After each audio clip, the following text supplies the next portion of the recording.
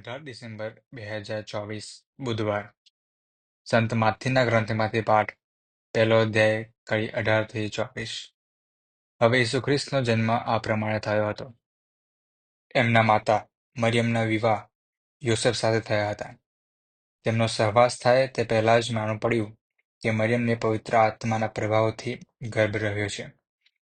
તેમના પતિ યોસેફ ધર્મિષ્ઠ માણસ હતા અને તેમને ઉઘાડા પાડવા ન ઈચ્છતા હતા. એટલે તેમની ઈચ્છા કશી હોહા વગર તેને છૂટા કરવાની હતી.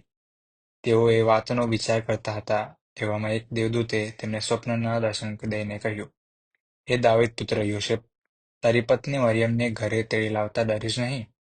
એને જે ગર્ભ રહ્યો છે તે પવિત્ર આત્માના પ્રભાવથી રહ્યો છે. તેને એક પુત્ર અવતરશે, તેનું નામ તું ઈસુ પાડજે, કારણ તે પોતાની પ્રજાને પાપમાંથી મુક્તિ આપનાર છે. પ્રભુએ પૈગંબર મુખે કરેલી ભવિષ્યવાણી સાચી પડે તે માટે આ બધું બન્યું. તેણે ભાગ્યું હતું કે કુંવારી કન્યાને ગર્ભ રહેશે અને તે પુત્રને જન્મ આપશે અને લોકો તેનું નામ ઇમાનુએલ એવું પાડશે. ઇમાનુએલ એટલે ઈશ્વર આપણી સાથે છે. યોસેફે ઊંઘમાંથી ઉઠીને દેવદૂતના કહ્યા પ્રમાણે કર્યું. તેઓ પોતાની પત્નીને ઘરે તળી લાવ્યા. આ પ્રભુની વાણી છે, તે આપણો આધાર છે. ક્રિસ્મસ ભાઈ હતા બહેનો, પ્રભુ ઈસુના જન્મ અને એનો અનુસંધાનમાં જે બનાવ બને છે એ બધું માથી લખે છે અને એવી રીતે લૂક પણ લખે છે અને મરિયમ પાસેથી જાણીને તેઓ બંને લખે છે. માથી એક યહૂદી પ્રમાણે યોસેફ માટે મુખ્યત્વ આપે છે, પણ લૂક એક બિન યહૂદી એ મરિયમ માટે મુખ્યત્વ આપે છે. આજના શુભ સંદેશમાં જોઈએ છીએ એમના સહવાસ થાય તે પહેલા જ મરિયમને ગર્ભ રહ્યો છે ખબર પડે છે. ખ્રિસ્તમાં ભાઈ હતા બહેનો, બાઇબલ કહે છે એ ધર્મિષ્ઠ માણસ હતો, ભલા માણસ હતો, પુણ્યશાળી હતો. બાઇબલમાં કોને પુણ્યશાળી કહેવાય એ પણ કહેવામાં આવે છે કે હેઝેકિયલના ગ્રંથમાં 18મો અધ્યાયમાં 9મી કલમમાં મારી આજ્ઞાઓ અનુસાર ચાલતો હોય અને મારા નિયમોનું નિષ્ઠાપૂર્વક પાલન કરતો હોય એવો માણસ પુણ્યશાળી કહેવાય છે અને એ જીવશે.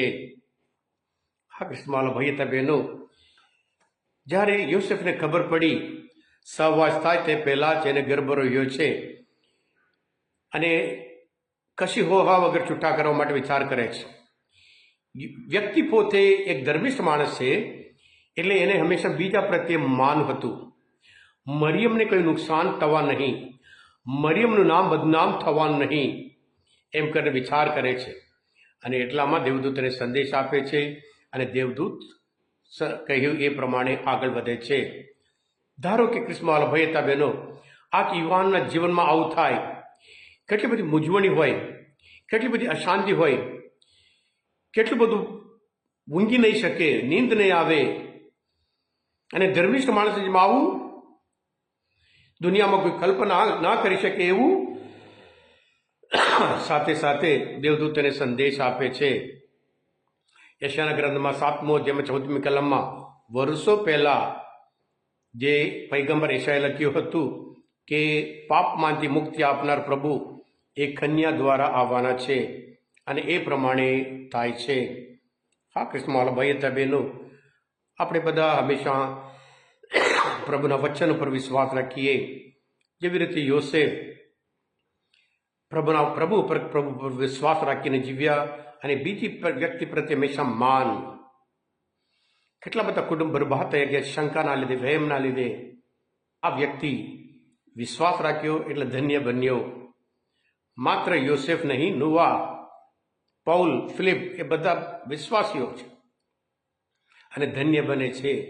જો આપણું જીવન આશીર્વાદ જીવન બનાવવાનું હોય આપણે પણ હંમેશા ઈશ્વરના વચન ઉપર વિશ્વાસ રાખીએ અને એ પ્રમાણે આગળ વધીએ. You are German, I see why you are German, I see why you are German, I want